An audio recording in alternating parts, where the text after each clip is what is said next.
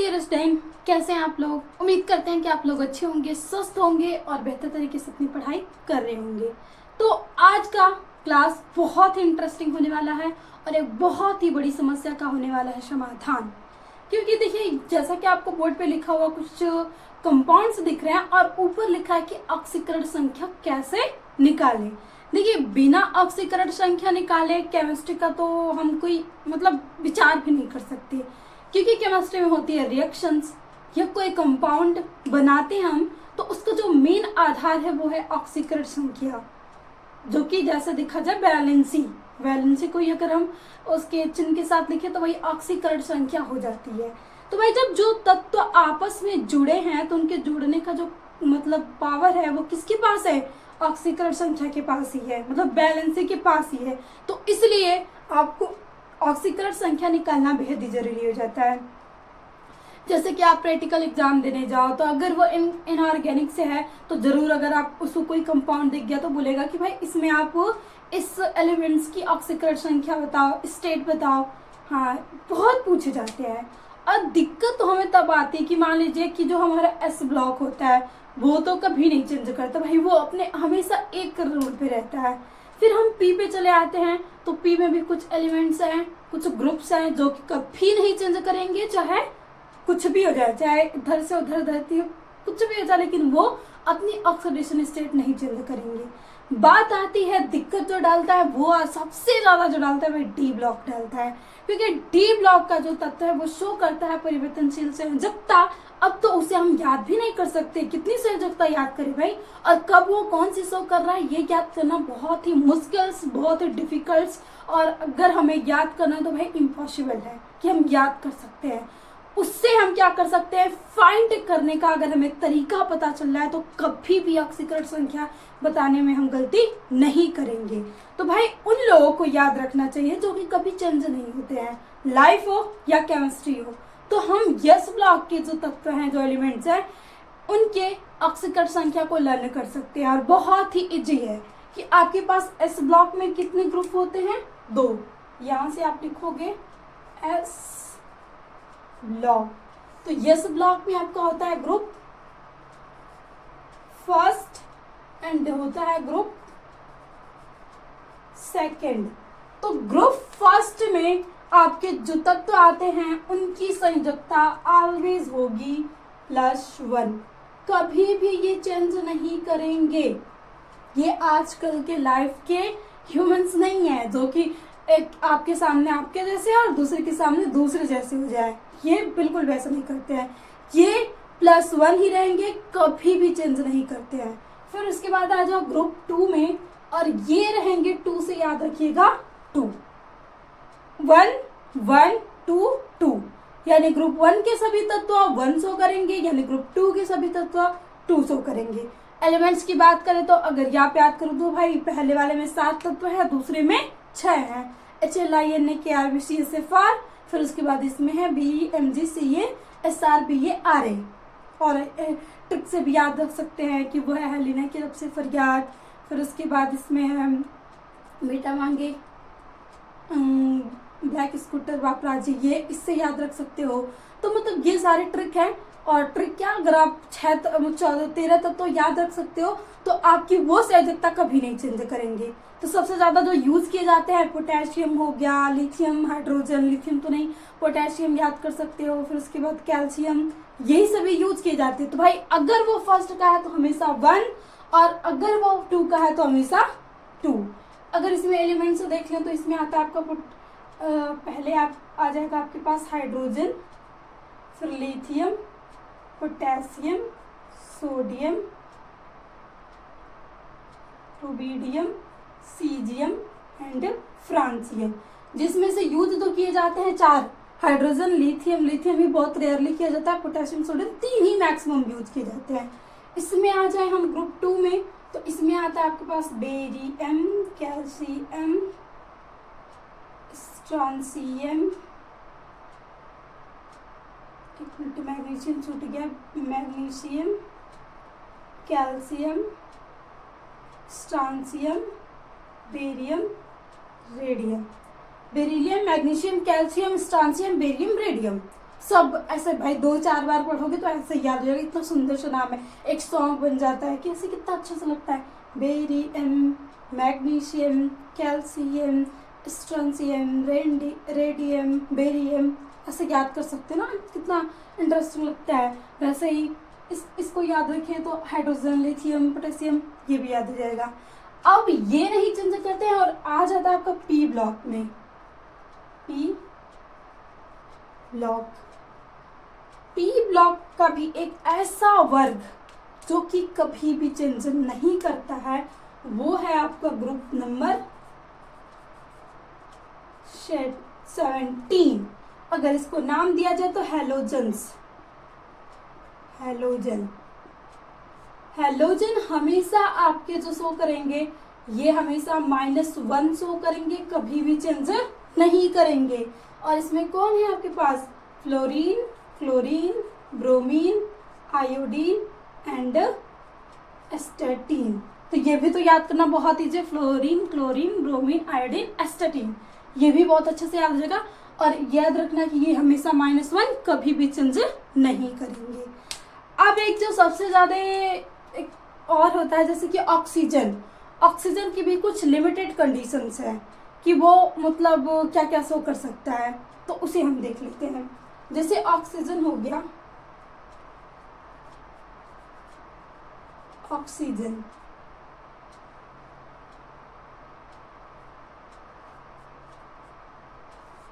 ये बनाता है आपके पास ऑक्साइड। ऑक्साइड, तो ऑक्साइड जब भी बनेगा तो ये -2 स्टेट में होगा। और बनाता है ये आपके पास पर ऑक्साइड। पर ऑक्साइड, पर ऑक्साइड में ये हमेशा -1 स्टेट में होगा। और आ जाता है ये सुपर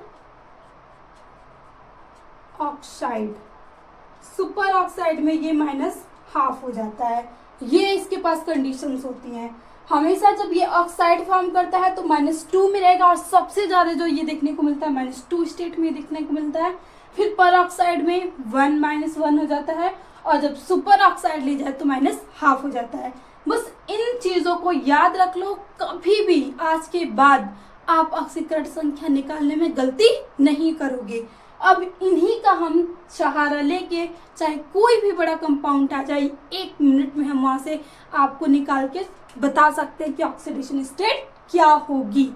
अब ये रहे हमारे पास कुछ एग्जाम्पल। अब इन एग्जाम्पल्स में हम सबके बताते हैं। तो भाई जिन्हें याद करना था, क्योंकि यही जो होंगे ना ये तत्व यही यूज किए जाएंगे।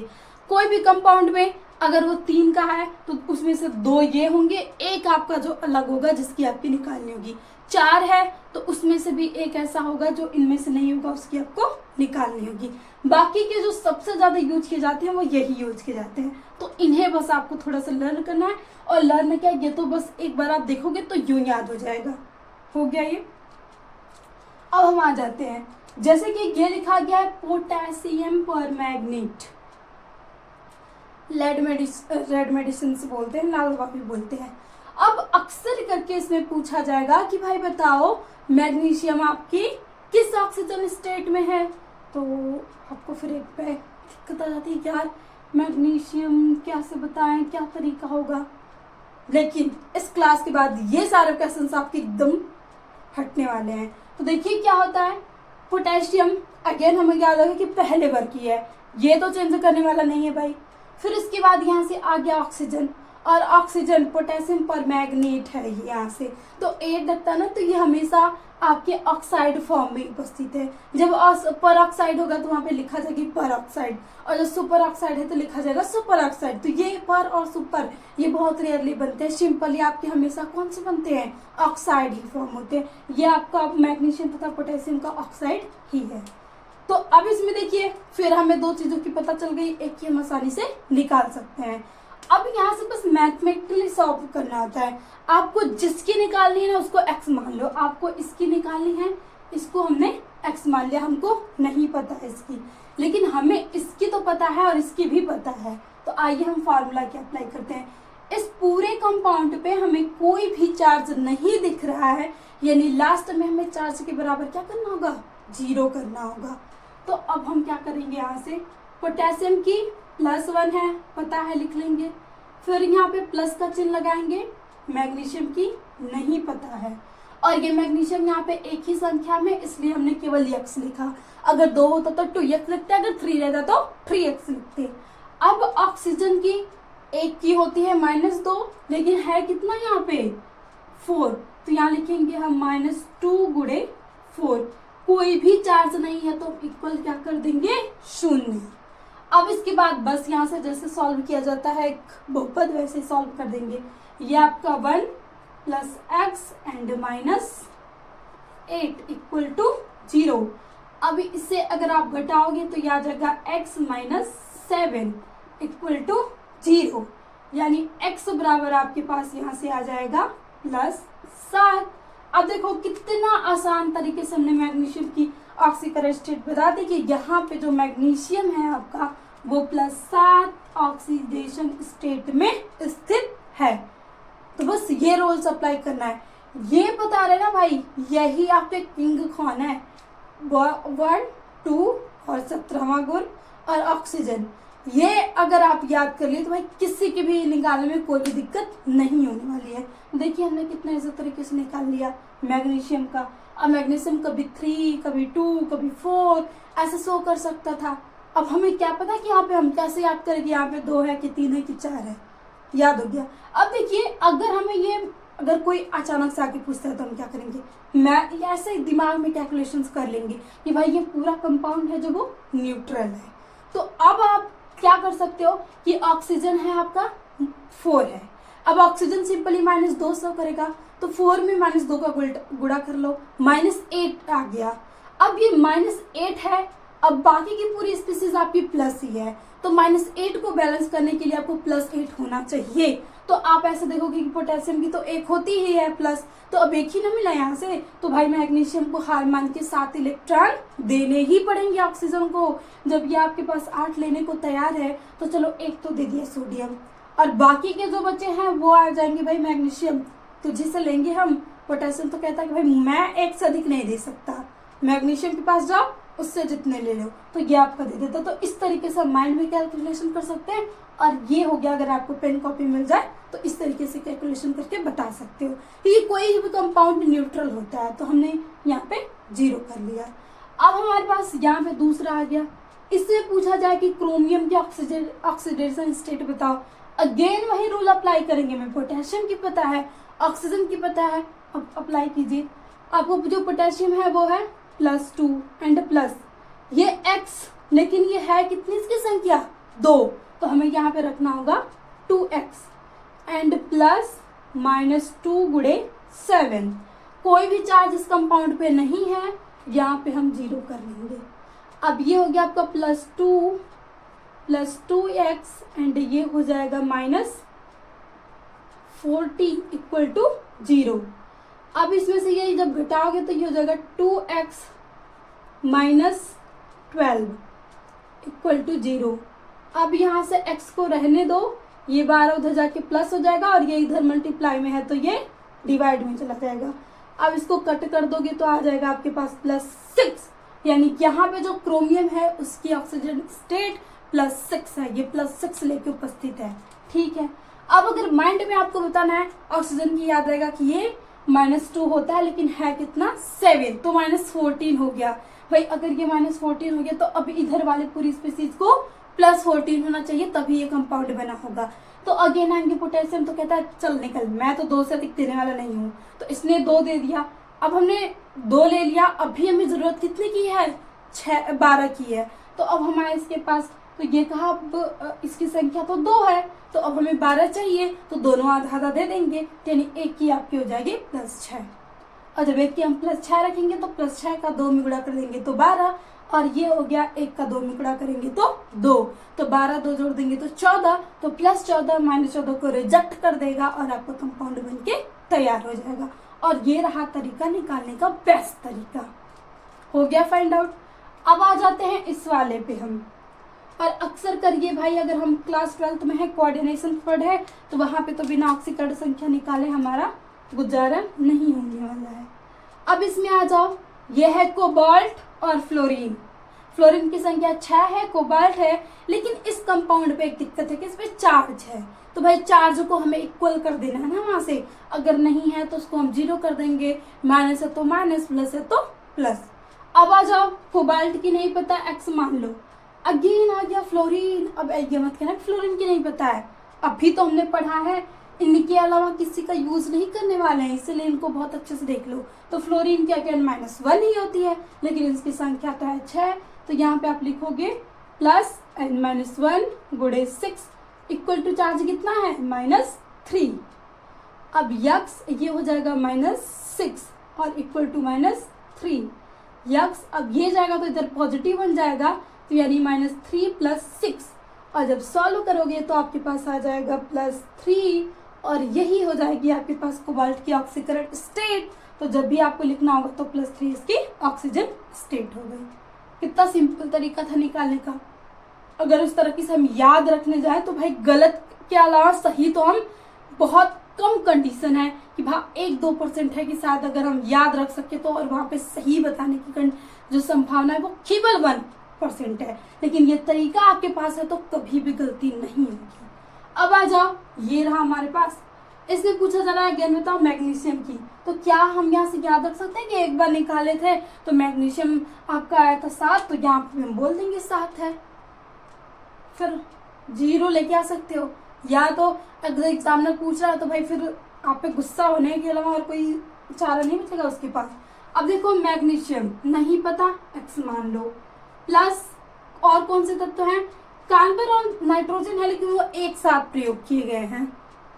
अब इसमें क्या झोल है भाई, अगर एक थोड़ा सा याद रखो तो जो आपका कार्बन नाइट्रोजन है वो -1 के स्टेट में होता है, यहाँ पे इसकी पूरी जो संयोजकता होती है वो -1 होती है। अब ये कैसे होती है उसको देख लेते हैं थोड़ा। अब देखिए, अगर हमें नहीं पता ना कि कार्बन और नाइट्रोजन, तो इसकी भी निकाल लो। कार्बन की होती है +4 या -4, ठीक, और दूसरा आपके पास नाइट्रोजन।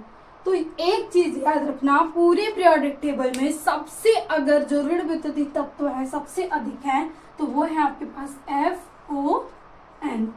ये आपके पास मतलब ऋण विद्युतीय तत्व है, ऋण विद्युत तत्व। फ्लोरीन को पूरे पीरियोडिक टेबल में किसी भी तत्व की इतनी हिम्मत नहीं कि उससे इलेक्ट्रॉन क्या करे, वहां से इलेक्ट्रॉन इससे मतलब ले ले। वो हमेशा इलेक्ट्रॉन को खुद लेता है, कभी किसी को लेने नहीं देता है, वो हमेशा माइनस में ही रहेगा। और ऑक्सीजन में मतलब ऑक्सीजन पे जब हम आए तो यहाँ से कंडीशन सबसे अधिक फ्लोरीन की, फिर ऑक्सीजन की। और ऑक्सीजन की बात करें तो फ्लोरीन को छोड़ के पूरे पीरियोडिक टेबल में ऐसा किसी तत्व की मजाल क्या कि जो ऑक्सीजन से इलेक्ट्रॉन ले ले, ठीक है।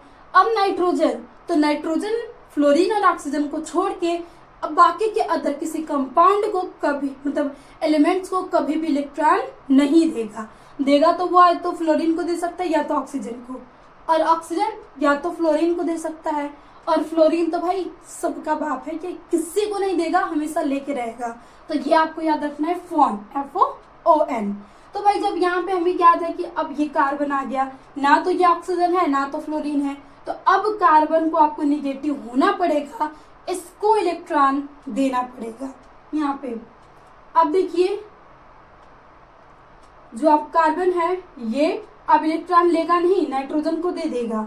तो नाइट्रोजन यहाँ पे क्या होता है आपके पास, इसकी जो संयोजकता होती है वो -3 होती है, और इसकी होती है आपके पास +4।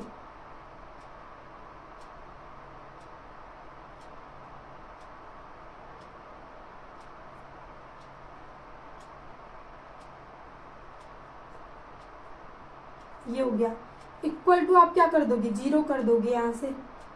तो इसमें यही होता है ना कि मतलब यहाँ से अगर किसी के साथ ये जुड़ रहा है तो ये जो आपका बचेगा तो यहाँ से +1, लेकिन जब ये इधर जाता है तो क्या बच जाता है -1, अगर ये किसी के साथ जुड़ा हुआ है तो। अगर मान लीजिए ये इस फॉर्म में है तो हम बोल सकते थे कि मतलब ये +1 प्लस चार्ज इस पे बचता है, लेकिन जब ये है ना कि इधर ये प्लस में है तो इधर जाएगा तो माइनस में हो जाएगा। तो यानी पूरे Cn पे आपका जो चार्ज होता है वो कितना होता है, -1। तो यहाँ से याद रख सकते हो कि Cn पे हमेशा -1 चार्ज होता है, ये नेगेटिव स्पीसीज है। हो गया, यहाँ से निकल गया। अब आइए हम सॉल्व करते हैं कि हमें Cn का तो पूरा मिल गया, इस पूरे Cn का, तो इस पूरे की 1 है और ये है कितना 6 और इक्वल टू हमें कितना करना है -3। अब x को ऐसे ही रहने देते हैं, ये हो जाएगा -6 और इक्वल टू -3। अब यहाँ से x इक्वल टू -3 + 6 और x इक्वल टू आपके पास आ जाएगा +3। अब तो हो गया ना रॉन्ग। आपको अगर नहीं एक बार निकाले हैं तो दूसरी बार ये अलग थोड़ी हो जाएगा, इतनी क्या मजाल। देख लो यहाँ पे 7 था और यहाँ पे घट के आ गएंगे +3 में।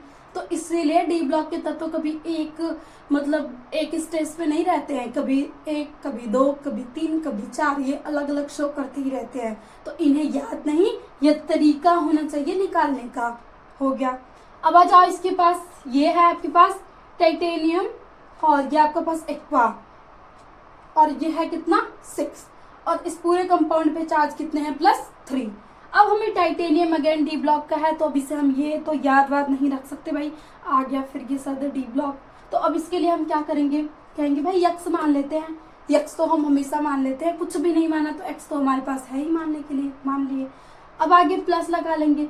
पूरा जो जल होता है, क्या जल पे कोई चार्ज होता है? नो, जल पे कोई चार्ज नहीं होता है। तो इसको क्या कर सकते हो आप, 0 कर सकते हो, +6 और इक्वल टू यहाँ पे +3। तो x + 0 + 3 यानी x बराबर आपके पास आ जाएगा +3। तो जो आपका टाइटेनियम है वो वहां पे +3 ऑक्सीकरण स्टेट में स्थित है। जैसे कि अगर कोई कंपाउंड आ गया ना, तो कुछ कंपाउंड होते हैं जिसपे चार्ज होते हैं, जैसे कि Cn हो गया, इस पे -1 रहता है।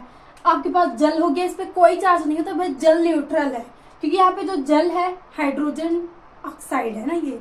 तो जब ये ऑक्साइड है तो इसकी ऑक्सीकरण स्टेट -2 है और हाइड्रोजन की तो ये तो चेंज करने वाला है नहीं क्योंकि ये पहले वर्ग का है। तो एक की +1 दूसरे की +2, तो -2 + 2 एक दूसरे को रिजेक्ट कर देते हैं और आपका न्यूट्रल बन जाता है, यानी जल पे कोई भी चार्ज नहीं बचते हैं। तो ये चाहे 6 आ ले, चाहे 12 आ ले, चाहे 18 आ ले, क्या ही कुछ भी नहीं बिगाड़ पाएगा इन लोगों को, क्योंकि इसका गुणा होकर इससे 0 नहीं होना है।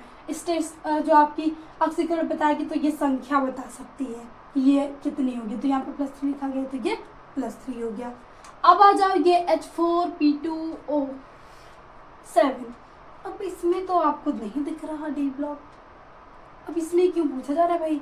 तो डी ब्लॉक में पी ब्लॉक के भी तत्व है, कभी प्लस कभी माइनस तो कर सकते हैं। उसमें से हमने बता दिया केवल आपका जो फ्लोरीन फैमिली है वो नहीं चेंज करेगा, और ऑक्सीजन की 3 कंडीशंस बता दी, बाकी सभी चेंज कर सकते हैं। तो अब देखो यहाँ से आपके पास हाइड्रोजन है, ऑक्सीजन है, तो अगेन इसमें से ही आ गया हाइड्रोजन ऑक्सीजन। अब इसकी तो हमें पता है ना, तो हम लिख सकते हैं +1, लेकिन गुणा करना पड़ेगा 4 से, क्योंकि हाइड्रोजन है कितना 4।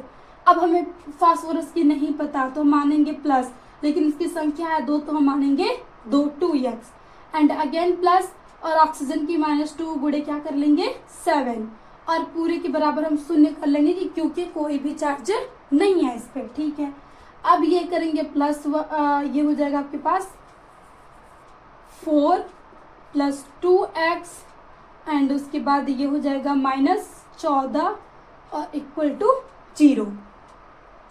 अब जब इसे सॉल्व किया जाएगा तो 2x - 10, क्योंकि ये प्लस था, ये 14 था तो घट के 10 हो गया, इक्वल टू 0।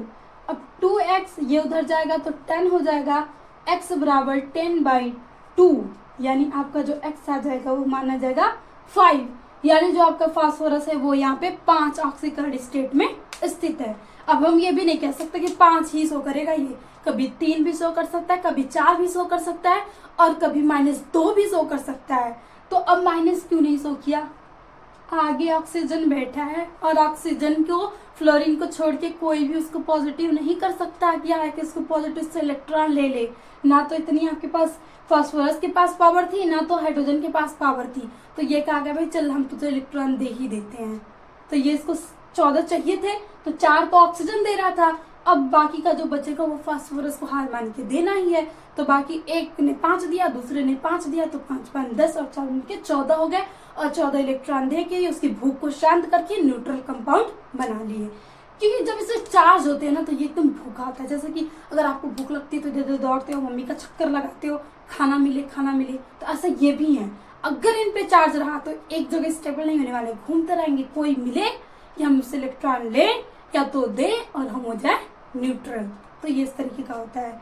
तो आई होप आपको ये तरीका बहुत ही अच्छा लगा हो और अब आप कभी भी ऑक्सीकरण स्टेट निकालने में गलती नहीं करोगे। तो प्लीज इसका स्क्रीनशॉट ले लीजिए और ऐसे बहुत सारे तत्व हैं, आप उनकी प्रैक्टिस कर लीजिए।